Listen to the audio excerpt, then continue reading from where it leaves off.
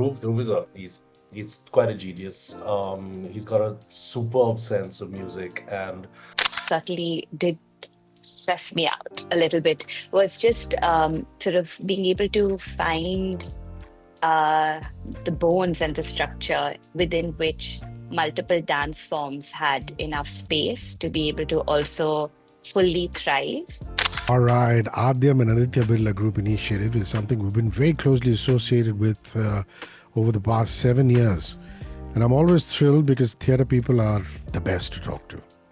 There's always mirth, there's always the requisite amount of seriousness. And if there are old friends like Nadir and Devika here, more's the better. Hello, how are you, good people? very well, thank you. And Avantika's on the show for the very first time. How are you, Avantika? Hi, I'm very well, thank you. Okay, the reason they're here is because Mumbai Star, the Aadyam Theatre musical, has some showings in Delhi at the Kamani Theatre Auditorium, which is 14th and 15th. Tickets are almost all out, so might be your last chance to get them. Try. And then at the Jamshed Baba Theatre next month, 11th, 12th, 13th of July. And it's a play that I've been hearing wonderful things about. I was out of town. I wasn't able to catch the premiere, but I can't wait for to catch a showing very, very soon. I'm going to start with you, Devika, because you are the conceptualizer, the creator of the piece. And then I believe Argya and Akarsh wrote it out. Is that the way it flowed? Yeah? So we've had several writers through the course of the... Yeah. Take me through that. That's already so interesting. When I was commissioned to do this in 2018, we went through several storylines, which I wrote myself. Okay. And then we finally kind of froze on this storyline. And then we had one young filmmaker called Devika Chaturvedi, who came in to do the first version of the script. Post that, we had Ishita Arun doing some dialogue for us for the Japan leg of the tour. And then we had, for us to come back to India, we had Argya and Akash come on to do the scripting of the elements of the narrator. Yeah, what's life without a bit of complication? What's life in theatre? and Nadir, it's been a while since we talked direction with you. I know. Last couple of editions you've been on as curator, and you get to dig your teeth in like the way you've always had. And Nadir directs this piece, and it's got to be exciting at many levels, because not only is it a musical, I believe the dance has hip hop, Kathak, ballet, which obviously Avantika would lead us into. Talk about how exciting it was for you to direct. No, absolutely, man. I mean, it's a musical in the sense that yes, it is a story told through music primarily, but it's a dance musical more than anything else. So it is told through movement, and dance and choreography is the number one teller of the story in terms of what we see. And it's been a real fun ride. It's been a joy to work with Ava. It's a new genre for me in that sense, a new form for me to try in terms of applying a storytelling world to this world. And while dance does tell stories, this is different in the way that it's been created to actually have a linear narrative right through.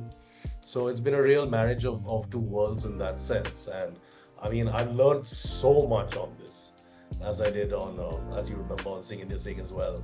I mean, that was such a learning process. And like you rightly said, the last time I was here with you was 2019, I think, with A Few Good Men with Devika. True. Post which I was doing the back end stuff for Aadyam, which has been great fun. So yeah, it's a crazy world, Hrishi, and it's a really joyous, fun show. I mean, people keep asking me what is the one thing that you want the audience to take out of this, and I just think joy. It's really fun.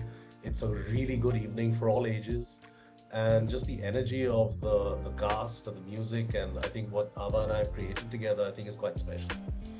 But it's, yeah, and all the forms like you mentioned, which Ava will take us through. I mean, there's so many different forms, so it's a great introduction to dance as a form, which is something that I really wanted to happen for Aadyam as well. Yeah, lovely.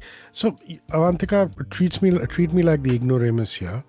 Are you doing, for example, a hip hop piece, and then you move on to a Kathak piece, and then a ballet piece, or are all these forms of dance amalgamated in a particular piece, or you see shades of them in a combined sense, aesthetic sense? So honestly, it's a little bit of everything you've just said. So there are some choreographies that are centered around a specific form. But as you watch the performance move, you will find that sometimes there are multiple forms that are taking the narrative forward at the same time. So it's also, I think, what was exciting was that because we had a really incredible group of dancers with us, we wanted to make sure that we're able to really highlight their talents as well. And all of them come in with so much experience and multiple vocabularies. So we really wanted to make sure that we're being able to use all of that to aid the storytelling. Devika, just fill me in on this. It was originally a co-production with Minon Japan, which is a Tokyo-based company. So talk about that. And your company is Dragon Rose, isn't it? Yes. Yeah. So talk about the production aspect of it. So the Minon Concert Association, which has actually now been there for about 62 years almost. We were there, in fact, for the 60th anniversary celebration for Mumbai Star. And it was, they commissioned me. They'd come actually to Mumbai in 2017, and I was their line producer here. And they, I think, liked the way that we worked together, and they decided to ask me to produce an Indian musical. We had nothing to start with, just an idea. And then the work of building the story together, etc., happened. And over a period of 5 years of connecting with them online through the pandemic, in fact, it was first slated for 2021. Because of the pandemic, we had to shift it to 2023. But in a very beautiful way, it kind of coincided with the 60th anniversary of the Minon Concert Association. So Minon Concert Association was actually established, founded by my mentor, our mentor, Avantika and mine, Daisaku Ikeda, who was the president of the Soka Gakkai, which is the lay Buddhist organization. He created this to use the power of culture to create peace between cultural, like people of different cultures. And the idea was to create a bridge between Japan and India. In fact, I think the Indian embassy was also quite involved in kind of giving their moral support for the project in Japan. It was called From the Himalayas to Mount Fuji. I think that was some kind of a hashtag they had given it over there in Japan. Not that the Indian consulate was that involved, but so Minon was the originator of this project, and then it became a co-production across countries, which was quite a challenge, I have to say, but a very exciting experience, because being in Japan for those 21 performances was quite something. I like From the Himalayas to Mount Fuji. Beats bullet trains. Administration speak for anything to do with Japan these days is the bullet train. Nadir, let's talk of Dhruv Ganekar's music. I mean, he's been around for a while. I've been a big admirer of. I remember back in the day, Ashu and Dhruv were a duo.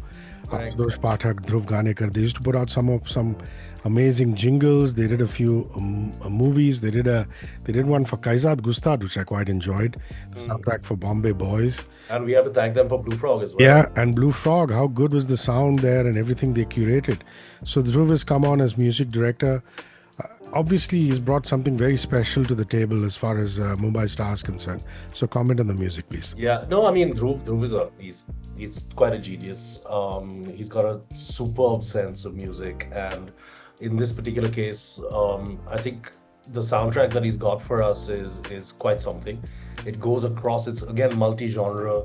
It goes across so many different kinds of music. Like Ava said earlier, I mean, there are some bespoke pieces which are for a particular form, but there are also some unbelievably evocative, instrumental, just orchestrated pieces. So as a composer, I think he's really, really done. I mean, one particular piece is perhaps my favorite non-lyric, non-sung piece of music that I've heard so far. So he's really put together a soundscape that is exciting, which allows for the different forms to tell a story. And there wasn't really that much that we had to collaborate on because he was just bang on pretty much in terms of what he was sending in. And if there was any sort of input that we had to give, it was about something specific in a particular song that we wanted this to slow down, or maybe we wanted it to be a different sort of vibe because the storytelling was taking it to a particular place. So I mean, yeah, it's a great soundtrack. It's also out online, so people can listen to it. But yeah, it's really, I think it really encapsulates, which I think the show does as well, but the music especially, also what modern India is. This idea that 10-15 years ago modern India didn't really have a voice. It was very aping the West. But over the last 15 years, we've come out with a very, very distinct, clear identity of what modern India is. And I think the soundtrack very definitely is that. It pays, the right kind of respect to the traditions that exist still in India, which are hugely rich. But it also very much says that we have our own sound, we have our own voice. And this show, I think, in terms of the music, in terms of the choreography as well, is really that. It's about what does modern India stand for in terms of music, in terms of dance. You And know, it is that. there used to be a point where choreographers would look at a music piece or a music album, music pieces, and say, oh, this is dance worthy or not dance worthy. I don't think choreographers do that anymore because even spoken word pieces have become dance worthy now. Such is the vision and the imagination of people in your field, Avantika. Talk to me about how you reacted to the music and how much you enjoyed working on it. I think it was, I honestly, personally, really, really enjoyed every single piece of music that was offered to us simply because of the broad range that Nats was talking about in terms of just also really the detailing and the nuancing in each song. And that made it quite exciting to also be able to envision an entire world, the possibility of creating an entire world within that song. Also, the instrumental pieces were a lot of fun because there was space for abstraction. Like the image making had more space for abstraction within that. And so I think that where we landed finally with the choreography was really a very interesting visual journey where you see a form, but you also see images and you also see meaning within those images. And so it found a really nice sort of balance between the two, the world, the physical vocabulary within that world. That's wonderfully described. One is the music and the dance of it. The other is good old theatre values, which is ambition, mentorship, emotions. Devika, we haven't in this interview gotten into that as far, thus far. So let's talk about that. Let's talk about these overriding emotions that Mumbai Star deals with, which again has got to be the spine of any theatrical piece. Yeah, so I mean, I really wanted to. Nadir was talking about the fact that we've had this image of India being very exotic and kind of quite distant from what it really is now. And the moment they told me to do this, I said I really want to be able to bring something that reflects India as it is now, not something that people have in their imaginations or, ideas of elephants roaming in the streets, etc. And I thought, in fact, Dhruv was the first person who I spoke to regarding this project before even Avantika and Nadir were on board, because I really like his sound. And for me, Mumbai is very much about sound. Okay, you're so stimulated in Mumbai all the time. So Mumbai Star is a very high octane show, pretty much like the city. You're constantly like moving, and you're constantly going from one thing to the next. It's very fast paced in that sense.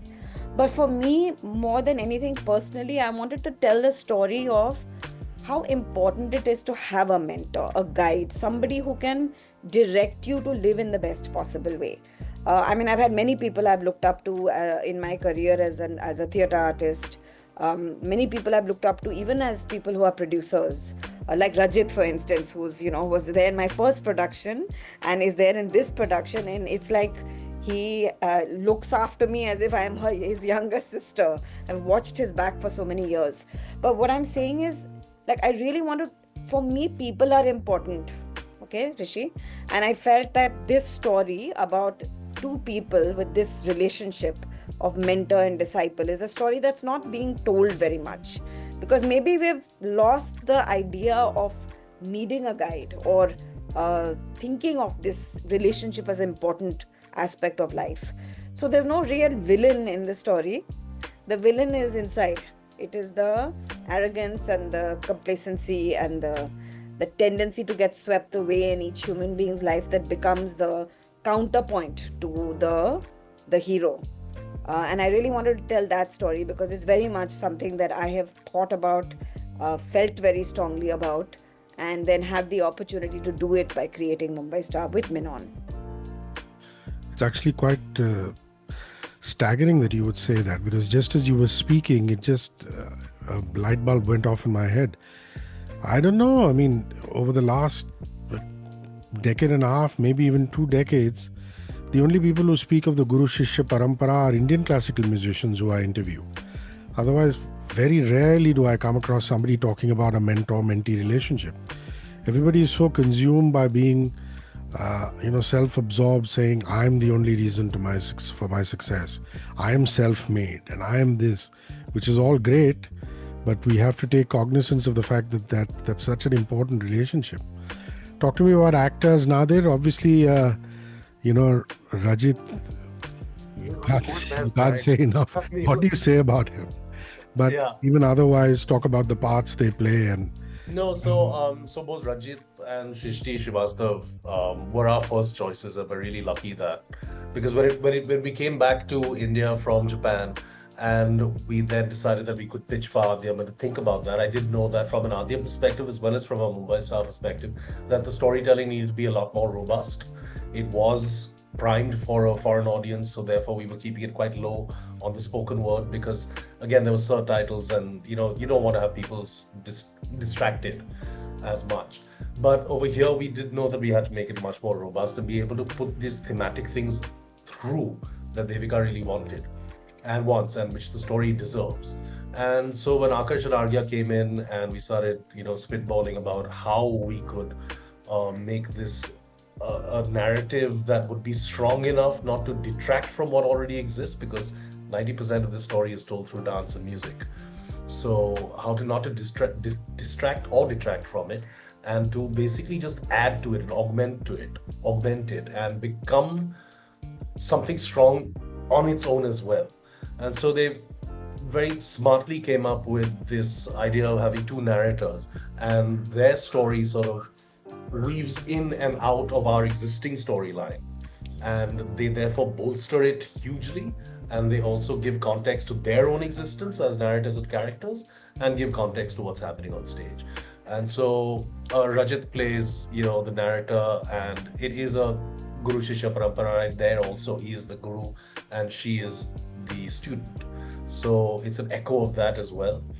And honestly, getting Raju in, it was great. I mean, he had seen a run through of this before we went to Japan, and he was so excited by it then, that I think that when we came up with this idea and asked him if he would think about it, even though the ratio level is not as high as one would normally have, he was immediately up for it, because he was really excited by the show, and he felt so much when he watched it, and he thought it was worthwhile. So having the two of them it's been great fun, and Shrishti is great, and Raju is he's a class apart, as we all know. All right, my last question has got to be to Avantika. Is there a portion that you had to choreograph, a piece or a portion that gave you sleepless nights, that kind of freaked you out and said, oh my God, how am I going to handle this? And you obviously surmounted the obstacles. Now that the play is out for everybody to see. But, something you want to share with us? I think it wasn't particularly a portion, but what was, what certainly did stress me out a little bit was just sort of being able to find the bones and the structure within which multiple dance forms had enough space to be able to also fully thrive. without them looking disparate. So I mean, to have jazz, which has a very particular fussy style, and contemporary, and ballet, and kathak, and hip hop, you name it, it's there. And to be able to sort of make sure that all of these forms almost fit together like a jigsaw puzzle, so that none of them really stuck out. That was exciting, challenging, and exciting. Yeah. Little diplomatic reply. Solid. All right. We've all had songs that we don't want to hear. We were rehearsing, we were like, if I hear this song again, Yeah, I moved on. I love them all now. Yeah. I mean, having that distance and that time, that gap has been great. Yeah. Yeah. I mean, Rajit was saying in the first weekend of rehearsal, he came to me and said, Nods, this every morning I wake up with this dhol baja is in my head. I can't go to sleep because I'm listening to that kare kai is in my head. Yeah. Welcome to our world. Lovely. Aadyam Theatre and Aditya Birla Group Initiative present the Dragon Rose Project's Mumbai Star. It's directed by Nadir Khan, choreography by Avantika Bahl, music by Dhruv Ganekar. Fantastic cast. Jamshid Baba Theatre, 11, 12, 13 July. At the Kamani, Delhi, if you're able to get tickets, 14th and 15th July, June, I beg your pardon, so 14th to 15th this month, and then 11, 12, 13 next month. Tickets are at District by Zomato. Thank you very much, guys. See you soon. Bye-bye. Thank you. Thank you. 94.3 Radio 1.